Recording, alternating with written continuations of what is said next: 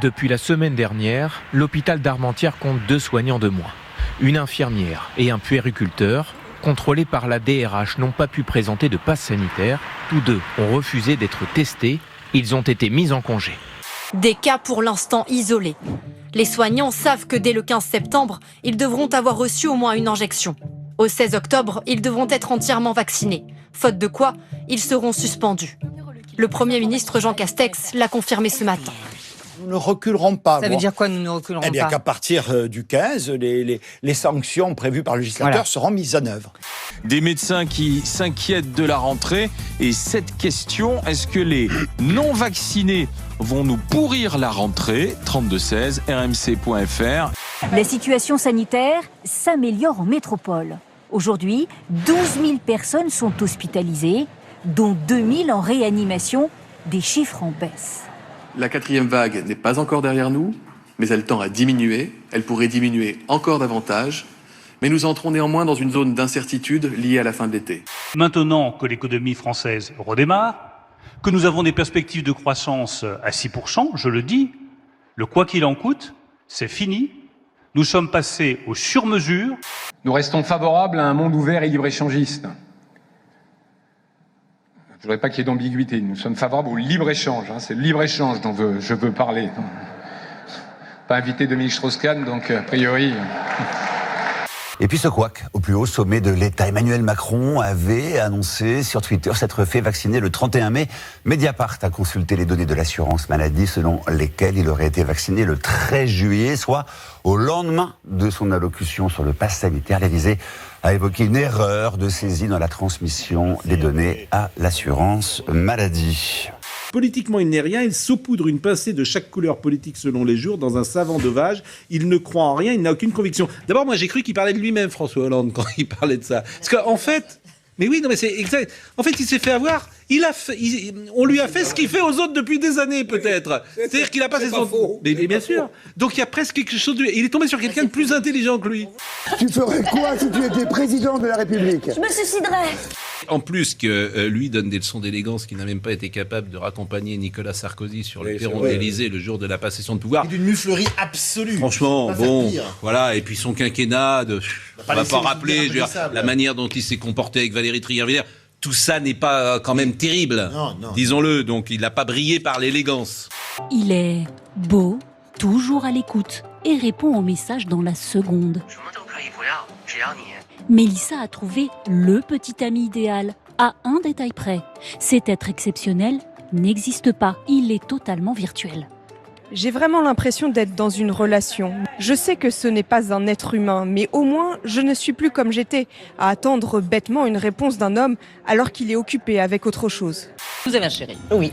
Et les nuits sont compliquées? Oui. Disons, elles peuvent être plus agitées que les jours, des fois. Pourquoi? Parce qu'il a un sommeil, il parle beaucoup, il peut danser en dormant. Oui. Par contre, il se lève pas, il se balade pas. Il danse dans le lit? Oui. Derrière cet amour imaginaire, une intelligence artificielle ultra sophistiquée nommée Chow Eyes. Cet amant numérique est conçu pour apporter un soutien émotionnel là où parfois les relations humaines ont leurs limites. Quel est le truc le plus drôle qu'il vous ait fait? Oh, c'est des phrases, surtout. Ah oui? Ouais. C'est des phrases. Si je te suis, je suis collabo avec Poutine. Voilà, celle-là, elle est ouais. Ouais. Ils marchent à pas cadencés. 6 000 indigènes venus à Brasilia de toute l'Amazonie pour réclamer d'être protégés. Ils veulent stopper un projet de loi du gouvernement qui les chasse de leurs terres. De plus en plus de gens essaient de piller nos terres. Ils s'introduisent chez nous pour déboiser la forêt, trouver de l'or, exploiter du minerai, construire des lignes de chemin de fer. Tous ces projets meurtriers du gouvernement. Dehors Bolsonaro. C'est donc le message des indigènes au président brésilien, car c'est lui qui autorise les gisements en pleine forêt. Les entreprises peuvent creuser car seule une partie des terres sur lesquelles les indigènes habitent leur appartient. Allô le monde, est-ce que tout va bien? Allô le monde, je n'y comprends plus rien. prend la direction de l'Arménie pour des images assez étonnantes, hein, des débats parlementaires qui ont été assez passionnés, qui ont carrément tourné à la bagarre. Voilà, vous le voyez, ça surprend quand on voit ça. Alors, bagarre entre des députés du pouvoir et de l'opposition. Alors, ces tensions, elles ont eu lieu à cause du conflit avec l'Azerbaïdjan et un élu a même été hospitalisé après ces bagarres. Internet s'est trouvé une nouvelle occupation dangereuse. Le Milk Crate Challenge, le défi des caisses de lait en français. Des pyramides instables à gravir et à redescendre. Rares sont ceux qui y parviennent, le plus souvent c'est la chute et ça peut faire très mal.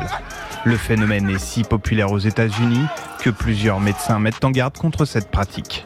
Surtout en cette période où les hôpitaux sont déjà sous tension.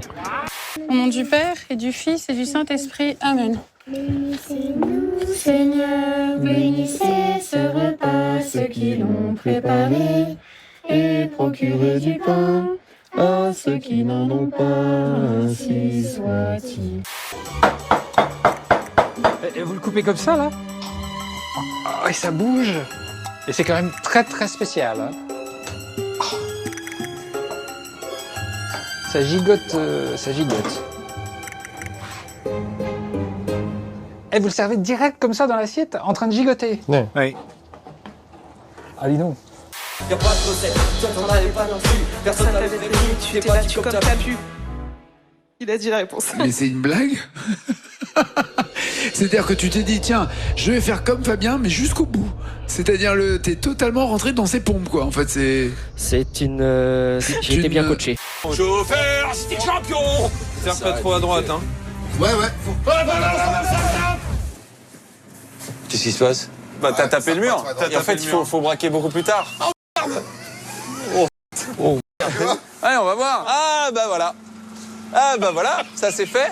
Je vais vous dire au revoir, je sens que ça va être ma dernière partie. Non, on se reverra. Moi aussi j'ai bien senti que vous la connaissiez, madame. On se reverra au prud'homme, t'inquiète pas.